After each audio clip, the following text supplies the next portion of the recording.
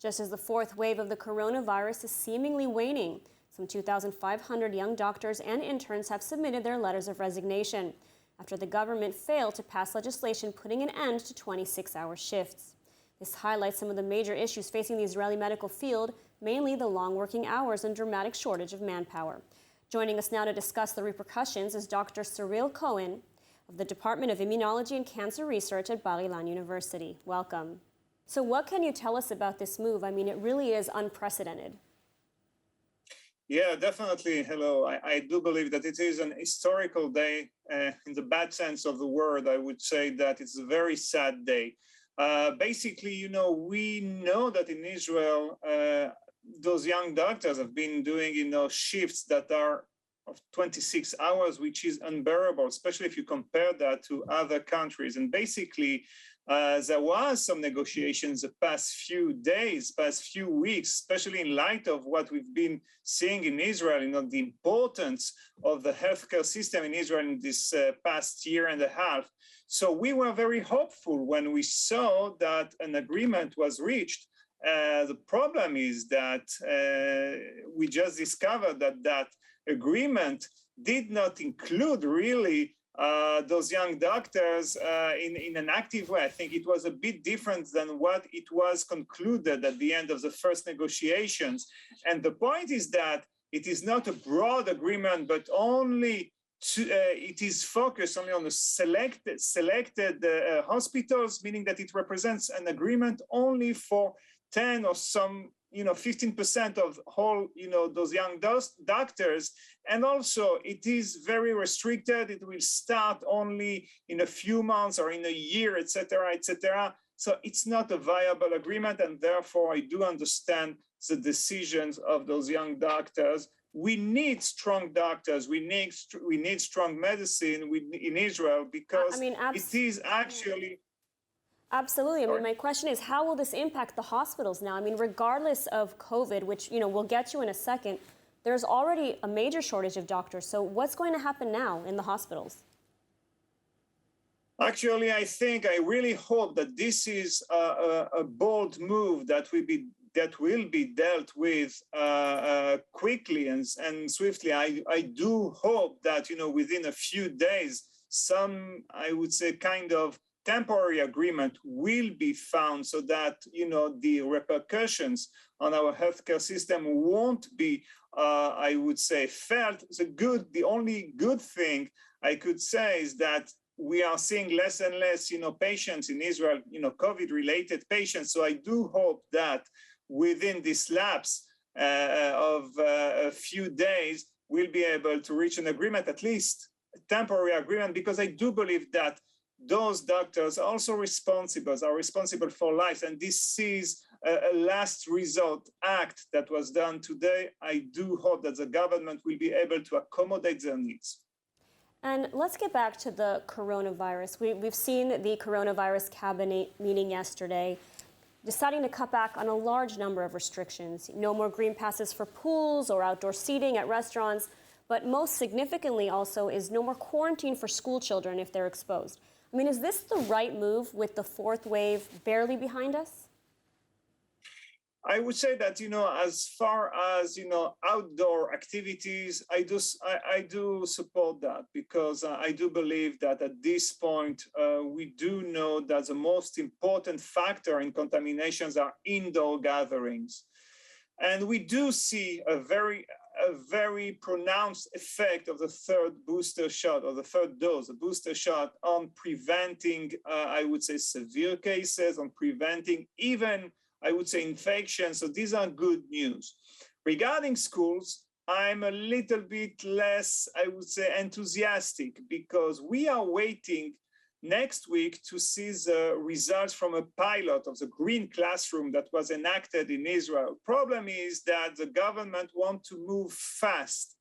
I don't know if it's not too fast. I would have liked to wait a little bit more to get those results and to know how to best implement a policy that will help us, on the one hand, maintaining a regular school year, but on the other hand, will not expose kids and therefore, after the kids, their families to COVID-19. So let's wait and see what the government will decide. But I I would urge for more caution when it comes, a few more days, just so that we know how to best act. And what needs to happen now in Israel to ensure that we don't find ourselves in a fifth wave? Yeah, this is an excellent question. Basically, I think that we need to focus on vaccinations, and we're doing that. 40% of the Israeli population already got, its booster shot. So it's tremendous and it's unprecedented. Of course, we are pioneers. But on the other hand, I do believe that we need to better enforce, the regulations that are left, like, for example, the Green Pass inside, like, for example, the issue of gatherings, etc., because this is critical. Also, we are moving to a new season.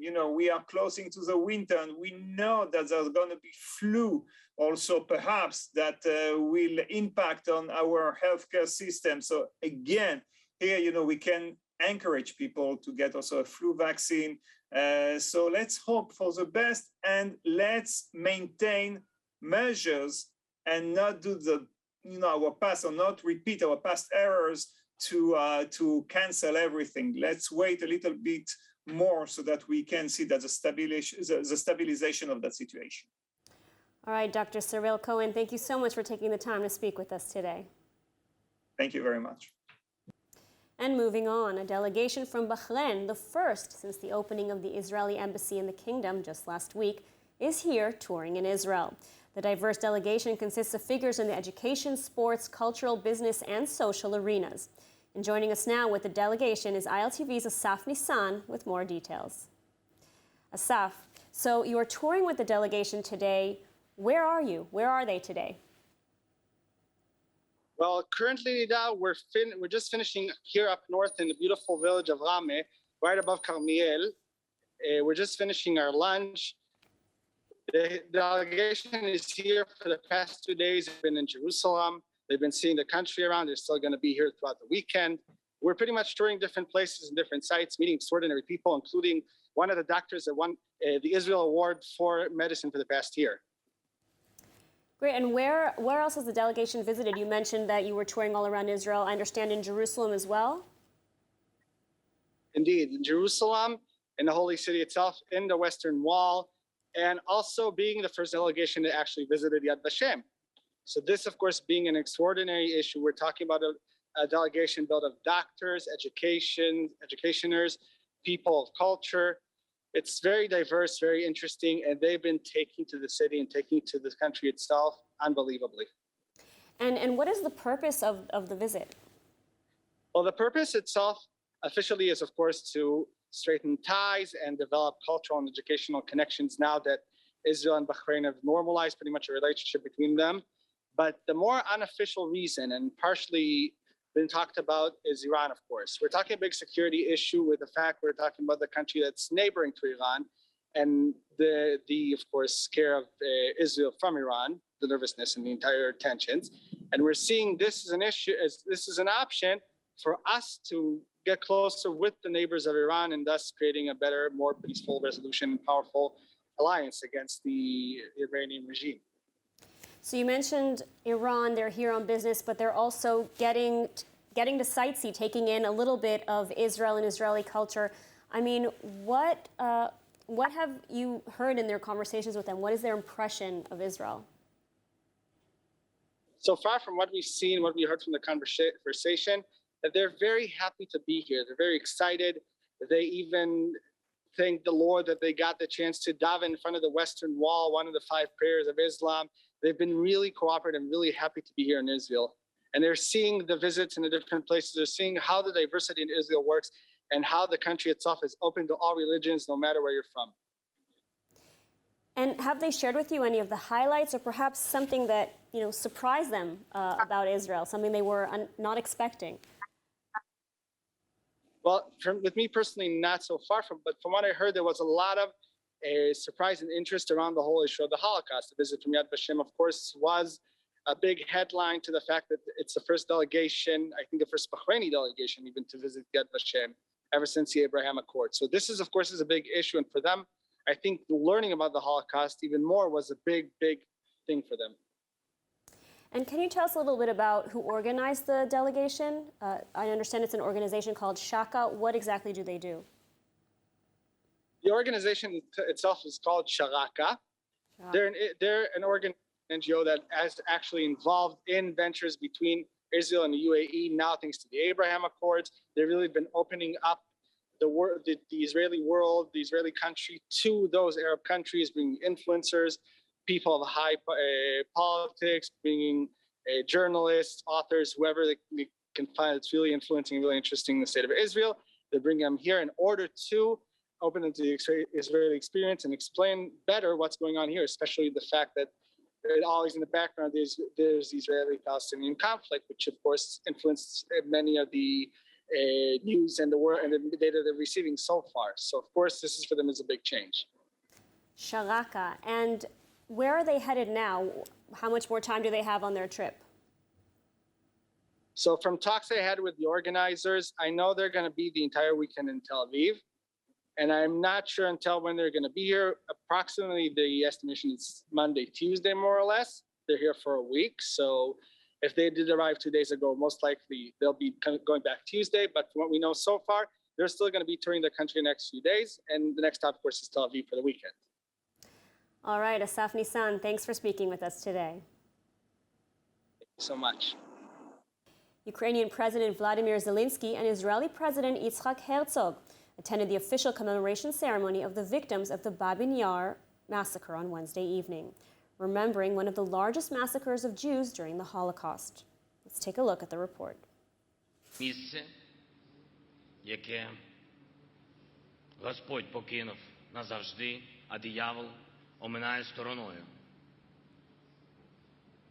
Це таке місце.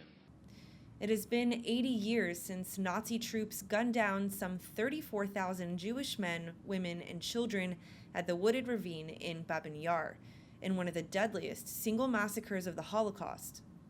Over the 2 years that followed, nearly 150,000 people, mostly Jewish, would be killed there. Now, this September and October, Ukraine is commemorating the tragic events. У цьому місці нацисти розстріляли більше 100 тисяч людей. У цьому місці важко говорити, на тисячі років його окупувала тиша. У цьому місці важко дихати, тисячі дітей зробили тут останній подих. У цьому місці важко стояти. Тисячі куль збивали з ніг убитих саме тут, в урочищі Babyn Yar. On Wednesday evening, the Israeli and Ukrainian presidents gathered for an official ceremony for the unveiling of a new interactive memorial, Crystal Wall of Crying, by world-renowned performance artist Marina Abramovic. The wall is meant to be a symbolic extension of the Wailing Wall in Jerusalem and incorporates crystals from the Ukraine and Brazil in an interactive installation. The 40-meter-long structure now stands in a park built over the site of the Babyn Yar ravine. It's a really wall for healing, and it's wall to remember, and it's wall to public to actually interact all the time. It's not something, I don't like monuments that you have the huge monument and you stand in the front and you look to the monument. And it's just like you're voyeur. Here, you have to touch, you have to interact, you have to turn, and you have to, confront yourself with yourself and your own memory. So it's a very different way of seeing art and seeing the monuments. At the ceremony, both Israeli and Ukrainian presidents also warned against repeating the mistakes of the past and cautioned against a new surge of anti-Semitism. בל נטעה, גם בימים האלה הכחשת שואה עדיין קיימת, האנטישמיות עדיין קיימת. רק ביממה האחרונה שמענו כולנו על עוד גילוי אנטישמיות מכוער במחנה ההשמדה אושוויץ בדמותן של כתובות גרפיטי אנטישמיות שמבזות את זכר הנספים במחנה המוות הנורא. עלינו על כל מנהיגי המדינות לגנות בתוקף כל בדל וקצה תופעה כזו ולהילחם בה בכל כוחנו. ההנצחה והזיכרון חיוניים לאנושות כולה נגד הרוע, האכזריות והאדישות, כדי שלא נשכח איזו שואה יכול לעשות אדם לאדם במעשה, בשתיקה, ועד אנה עלולות להגיע השנאה, הבורות, האנטישמיות והגזענות. Now in other news, traffic. It's a horrible reality and one that will be with us indefinitely. Or will it? World giant Google has decided to try and tackle this problem as part of a wider effort to combat climate change. And it's doing so right here in Israel. Let's take a look. Alphabet Inc.'s Google has said it cut fuel use and traffic delays by 10 to 20%, all by using artificial intelligence to optimize signal lights. Inefficient traffic lights are bad for the environment and they're bad for public health. That's because idling cars, they mean wasted fuel and more street-level air pollution. So we see a really great opportunity for AI to help create a breakthrough change. So instead of manually measuring and calculating timings, one of our AI research groups has found a way to accurately calculate the traffic conditions and the timing at most intersections in cities around the world. And then they're training a model on that data to optimize those inefficient intersections. As such, the new pilot program was conducted in Israel with promising results. So to date, the team has conducted pilots at 4 locations in Israel in partnership with the municipalities of Haifa, Beersheba, and the Israel National Roads Company. And so far, we have observed a 10 to 20% reduction in fuel and intersection delay time. So it is early days, but on the back of these really promising results, we are now beginning new pilots in Rio de Janeiro and speaking with other cities around the globe. This early-stage research project is just one of the new software initiatives launched by Google as part of the company's efforts to tackle climate change. CEO of Google Alphabet, Sundar Pichai, wrote a blog post and released a video on Wednesday saying that climate change is no longer a distant threat, but is increasingly local and personal. As such, in addition to the AI traffic light pilot, Pichai announced that Google was introducing new features to book flights and purchase appliances that have lower carbon footprints, a Nest program to support clean energy from home, and eco-friendly routing on Google Maps. Today, climate change is the most profound risk we face, one that affects our health, our economies, and our future together on this planet. At Google, we view big risks as a challenge and as an opportunity. Last year, we committed to help 1 billion people make more sustainable choices by 2022 through our core products like Google Maps and Search. In all of these efforts, our goal is to make the sustainable choice an easier choice. Individually, these choices might feel small, but when you multiply them together across our products, they equal big transformations for the planet. Now, many of ILTV's viewers have dreamed of visiting Israel or even moving to the Holy Land. Well, now you can, and you can do so in style. ILTV reporter Candace Tolman visited one of Israel's leading luxury real estate apartments on the beautiful Mediterranean coast. Let's take a look.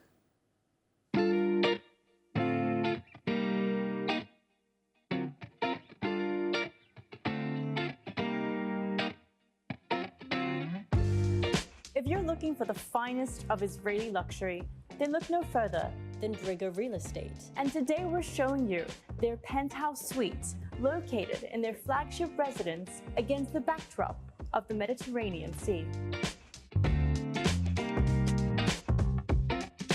This 700-meter apartment offers you a front row seat to the beach. And if that's not enough, you also get your very own indoor pool.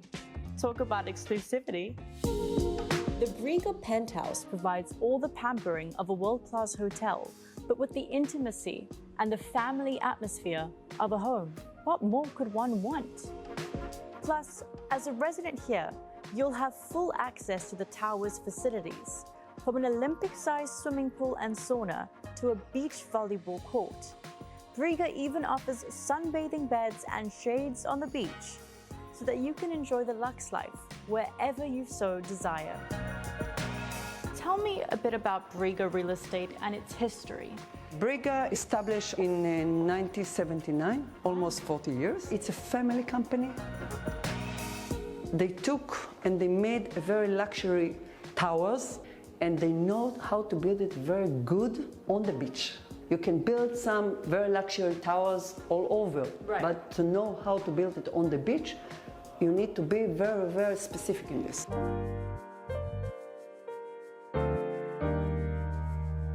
So tell me a bit about the thought process behind the design aesthetic of this insane house.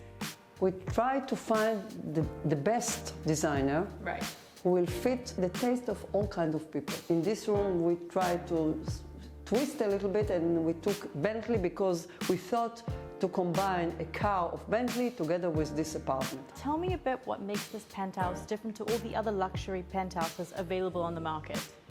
Briga thought what to do on the 33rd floor. We took the 33rd floor between the 32nd floor and the 30th, and we put inside soil. I see, so you made like a home in the sky. Home in the sky. So in this difference, we can put the infinity pool, we can put the trees, we can put an elevator, real elevator for 6 passengers. This made all the difference.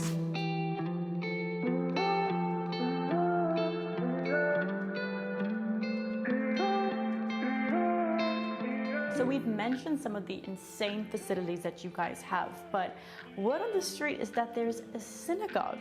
Yeah, downstairs we have a synagogue, a private synagogue just for our residents. And we are using this synagogue all over the holidays, during Shabbat. All the citizens here become like a small community, and it's really unique. You can't find, I think, in all over Israel, a private residential tower with a private synagogue.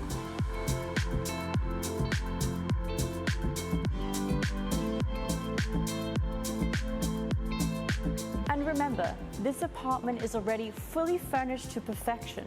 So if you want that Briga lifestyle, then all you need to do is pack a suitcase and yalla on over to the very best that Israel has to offer.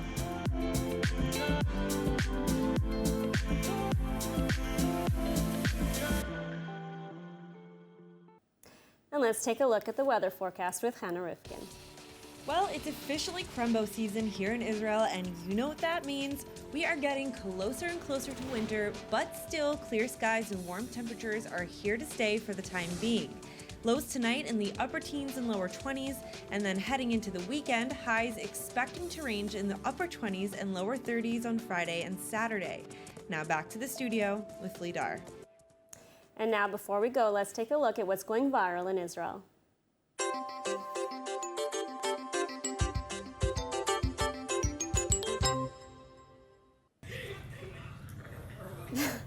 Stop fight! Stop fight! Stop! Stop! No! No! You need listen.